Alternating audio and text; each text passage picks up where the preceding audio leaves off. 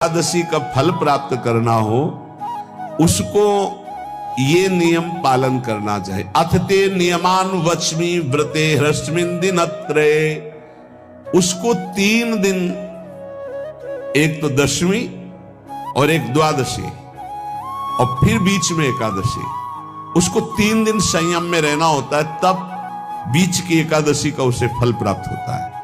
जिसे एकादशी व्रत रहना हो उसका नियम है कि दशमी के दिन कांसे के पात्र का त्याग करें।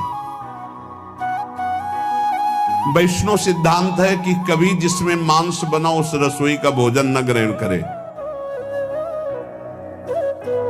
मसूर की दाल, चना की दाल, कोदों और कोई भी शाक, शहद, दूसरों का अन्न, दोबारा भोजन और मैथुन, ये दशमी के दिन त्याग दे। एक बार दशमी के दिन भोजन करे 24 घंटे में, क्योंकि एकादशी रहना है।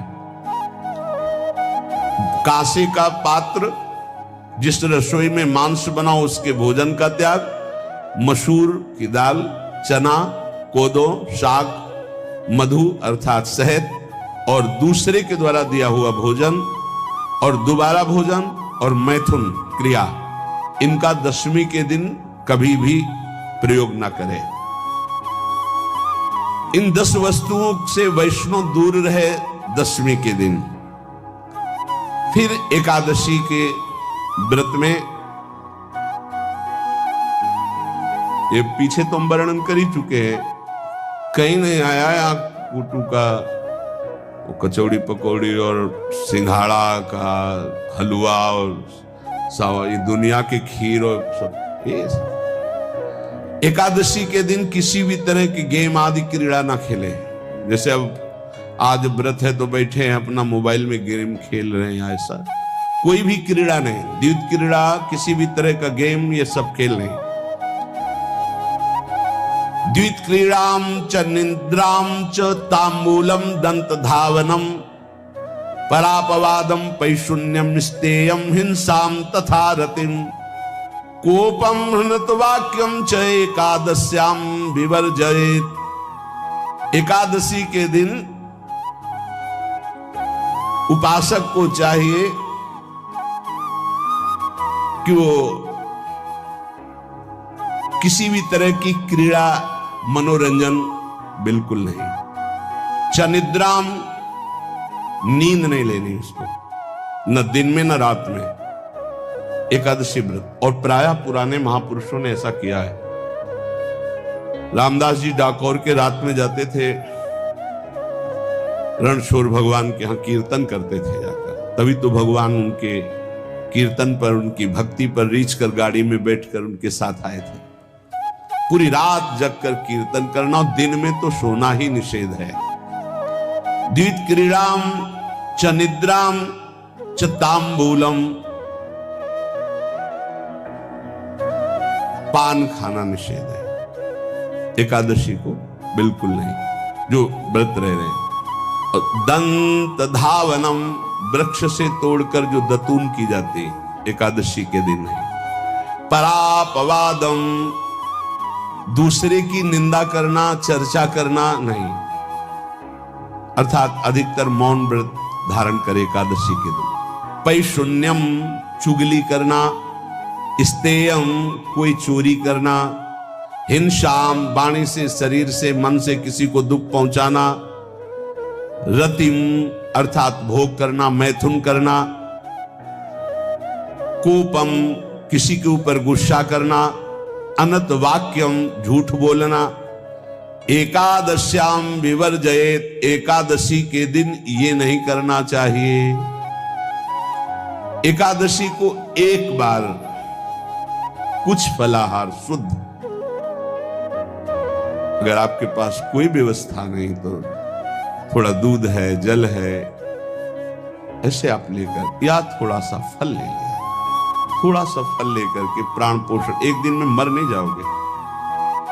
कितने तो निर्जला एकादशी रहते हैं, हर एकादशी निर्जला। पूज्य श्री मथुरा दास जी निर्जला ही रहते थे हर एकादशी। चलो भैया, आपकी सामर्थ्य नहीं तो जल 2-4 बार ले लो, एक बार थोड़ा सा दूध और फल ले लो, चल जाएगा काम, प्राणों का पोषण हो जाएगा। ये आचरण न करे और एक बार कुछ आहार ले ले, वो भी शुद्ध भगवद अर्पित प्रसाद। फिर द्वादशी को काश्यम मांसम सुराम छौद्रम तैलम वितथ भाषणम व्यायामम च प्रवासम च पुनर्भोजन मैथुने अस्पृश्य स्पर्श मासूरे द्वादश्याम द्वादश त्यजेत। कांस के पात्र में द्वादशी को भी भोजन न पावे, जिस रसोई में मांस बनाओ उसमें आहार न ले, किसी भी तरह का नशा द्वादशी को न करे, शहद न पाए, तेल के बने पदार्थ न पाए, मिथ्या भाषण न करे और बहुत शरीर का व्यायाम न करे, बहुत थकावट वाले कार्य न करे, शरीर का व्यायाम न करे, बहुत थकावट वाले कार्य न करे, दोबारा भोजन न करे, एक बार द्वादशी को भी भोजन पवित्र, मैथुन न करे, जिसका स्पर्श नहीं किया जाता है ऐसे पदार्थों का स्पर्श न करे, और मसूर की दाल न खाए। द्वादशी को जो इन नियमों का पालन करता है, दशमी द्वादशी ऐसे और एकादशी ऐसे, तब उसे एकादशी व्रत का फल प्राप्त होता है। जो इस पद्धति से एकादशी, ये जो मनमानी है सब नहीं, हर पदार्थ मिल जाएगा आपको फलाहार में, हर पदार्थ हमको बताया गया कि आपको जो चाहो सब पदार्थ फलाहार का। अरे भाई, हरितोष व्रत है तो हरि प्रसन्नता के लिए एक दिन भूखे रहने बहुत आनंद आता है। पहले भगवत कृपा से ऐसी गंगा जल पी करके कुछ दिन, फिर कभी कभी निर्जला एकादशी का भी आनंद। बड़े संन्यास मार्ग में थे तो बड़े संयम से सब शास्त्रीय पद्धतियों का निर्वाह होता था। उपासक को चाहिए कि इन नियमों से व्रत का अनुष्ठान करे, मनमानी आचरण न करे। सबसे प्रार्थना जो एकादशी रहते हो, हरितोष व्रत इसे कहते हैं, भगवान की प्रसन्नता के लिए रहा जाता है, रहना चाहिए। जो अपनी आचार्य परंपरा में है, जैसे जिनका सिद्धांत है, पर रहने का सिद्धांत ये श्री सनत कुमार जी वर्णन, श्री सनक जी महाराज, ये सनत कुमार जी वर्णन की। सनक जी महाराज कह रहे हैं, यदि भगवान का आश्रय नहीं, सत्संग नहीं है, तो इन चार में से एक हो तो नाश कर देता, फिर चारों हो तो सर्वनाश हो जाता है। यौवनम धन संपत्ति प्रभुत्व विवेकता एकैपमप्यनर्थाय किमु यत्र चतुष्टयम। यदि सत्संग नहीं है, यदि भगवद आश्रय नहीं है, खूब धन हो, जवान अवस्था हो, बढ़िया पद मिला हो, प्रभुत्व चलता हो और अज्ञान हो, फिर क्या कह रहा है?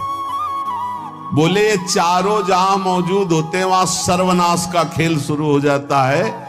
अगर इनमें से एक हो तो सर्वनाश करने में पर्याप्त है, और अगर चारों हो तो फिर क्या कहना है? यौवनम जवान हो, धन संपत्ति, खूब रुपया पैसा हो, प्रभुत्व, कोई पद हो, कोई अधिकार हो बड़ा, फिर अविवेकता और अज्ञानी हो, तो बोले एक नाश कर देगा, फिर चारों तो नाश ही कर देंगे। अगर सत्संगी है तो ये चारों महान कार्य कर देंगे।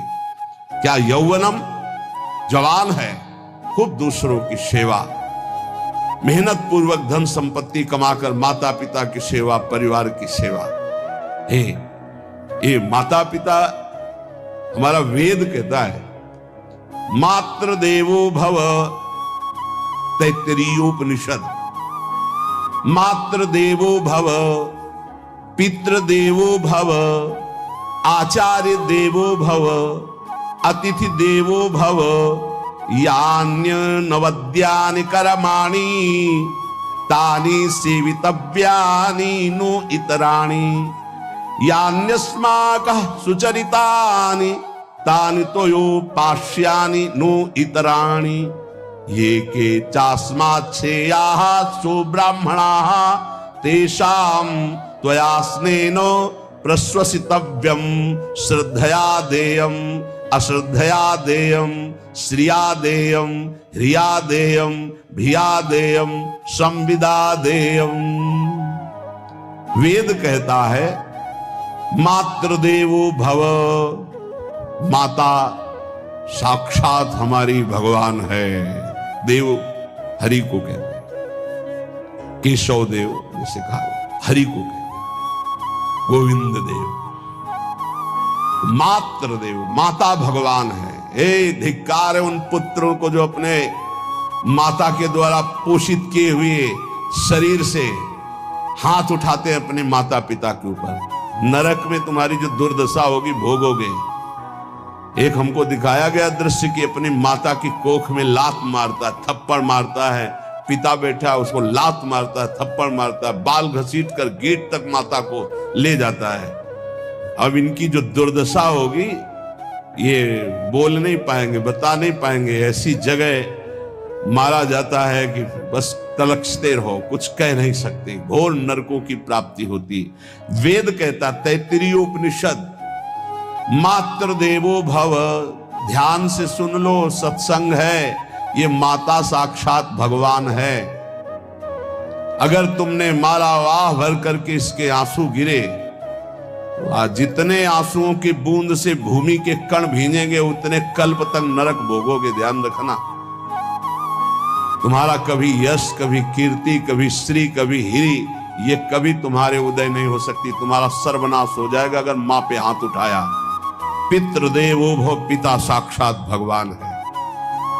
देखो भगवान अवतरित हुए तो प्रात काल उठी कै रघुनाथा, मातु पिता गुरु नावहि माथा। आचार्य देवो भव, माता साक्षात भगवान है, पिता साक्षात भगवान है, आचार्य गुरुदेव साक्षात भगवान है। जो अपनी माता को, अपने पिता को दुख देता है, अपने गुरुदेव की अवहेलना करता है, उसका कभी मंगल हो सकता है? वो कभी सुख प्राप्त कर सकता है? वेद कहता है जो निर्दोष कर्म करते हुए धन कमाकर, कैसा कर्म? निर्दोष कर्म करते हुए धन कमाता है और उस धन से अपने बूढ़े माता पिता और गुरुजनों की सेवा करते, जीवन धन्य है।